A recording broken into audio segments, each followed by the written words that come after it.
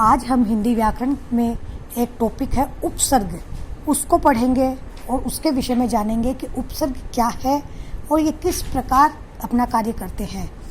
तो उपसर्ग वे शब्दांश होते हैं जो किसी शब्द के पहले लगकर उसके अर्थ को बदल देते हैं और उसमें एक नवीनता या एक नवीन विशेषता उत्पन्न कर देते हैं।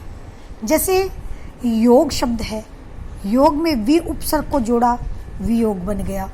योग का ऐसे शाब्दिक अर्थ होता है जोड़ना। वी उपसर्ग लगते ही ये एक नया शब्द बनता है जिसका अर्थ होता है वियोग का अर्थ विरह, किसी से बिछड़ना। इसी प्रकार संयोग, संयोग का अर्थ होता है, संयोग का अर्थ होता है मिलना। प्रयोग, किसी को काम में लेना। उपयोग, किसी वस्तु का उपभोग करना। तो इस प्रकार उपसर्ग वे शब्दांश होते हैं जो किसी शब्द के पहले लगकर या पूर्व में लगकर उसके अर्थ को बदल देते हैं। हिंदी में प्राय 3 प्रकार के उपसर्गों का प्रयोग होता है। एक तो होते हैं संस्कृत के उपसर्ग, एक हिंदी के उपसर्ग और एक होते हैं विदेशी भाषा के उपसर्ग।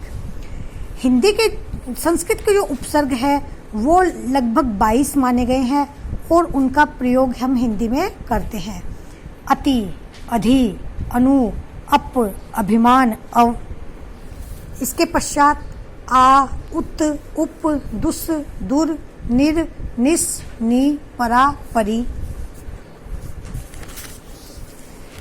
प्र, प्रति, वी, सम, सु, ए। ये अन, अध, अंत, कु, चिर, सह, पर, सम, नर, ये सारे जो प्रत्यय है ये संस्कृत के उपसर्ग, ये संस्कृत के उपसर्ग है जो हिंदी भाषा में प्रयोग में लिए जाते हैं।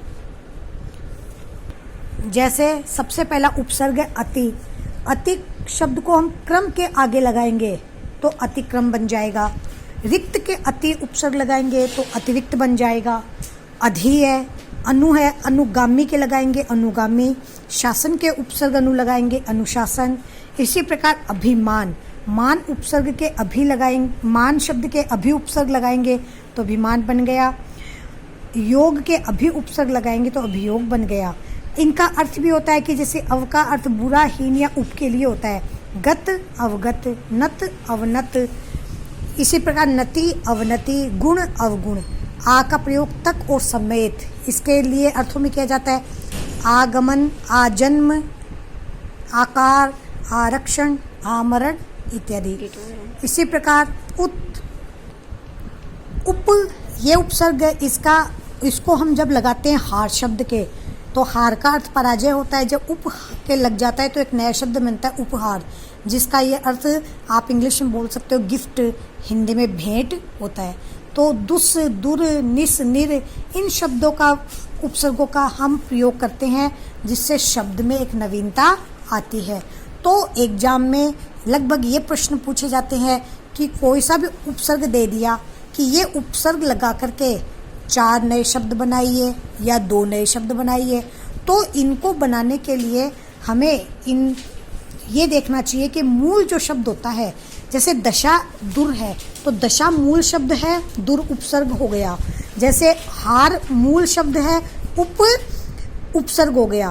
तो इस प्रकार हम इनको उपसर्गों का निर्माण, उपसर्ग लगा करके नए शब्दों का निर्माण करते हैं। इसके बाद में जैसे संभव, समगति, समजय, संजय। सु से बन गया सुकर्म, सुनयन, सुपुत्र, सुयोग, सुफल।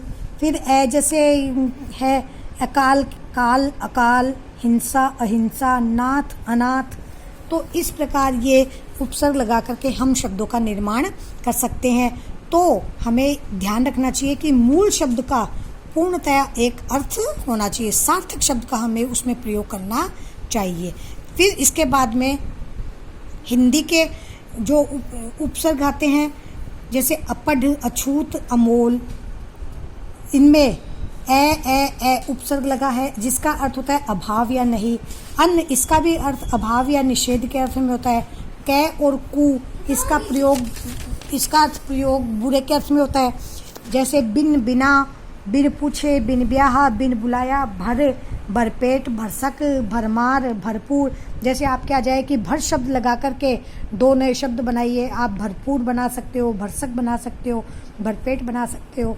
कई कई शब्द ऐसे होते हैं जिनमें दो उपसर्गों का प्रयोग किया जाता है, एक से अधिक उपसर्गों का प्रयोग किया जाता है। जैसे परोपकार, पर उपकार। तो लोचना, सम आ, ये उपसर्ग है और लोचना मूल शब्द आ गया। इसी प्रकार समाचार, सम आ चार, ये इस प्रकार इनका हम विग्रह करते हैं, अलग अलग करते हैं, तो हमें ये एक से अधिक उपसर्ग इसमें देखने को मिलेंगे। फिर आता है आगत उपसर्ग। आगत का उपसर्ग का मतलब विदेशी भाषा के उपसर्ग है, जैसे अरबी है, फारसी भाषा के हैं, तो उनका प्रयोग करके भी हम नए शब्द बना सकते हैं। जैसे एक है अल, अलबत्ता, अलगरज। कम, कम का अर्थ होता है हीन, थोड़ा। कम उम्र, कम ख्याल, कम सेन। ला उपसर्ग लगा करके दो नए शब्द बनाओ, लापरवाह है, लाचार, लाजवाब। जैसे खुश, खुश अच्छा के अर्थ में होता है, खुश दिन, खुशहाल, खुशकिस्मत, खुशखबरी। इसी प्रकार बद, बद का अर्थ होता है बुरा, तो बदनाम है, बदमाश है, बदकिस्मत है, बदबू है। ये बद शब्द से बने हैं, उपसर्ग से बने हैं। फिर इसके बाद में बिला, बिला का अर्थ होता है बिना, बिला वजह, बिला कसूर, बिला शक। हर, हर एक, हर साल, हर तरह, हर गाय। तो इस प्रकार हम ये कह सकते हैं कि उपसर्ग शब्दों में एक नवीनता लाते हैं और उससे एक अलग अर्थ की प्रतीति होती है।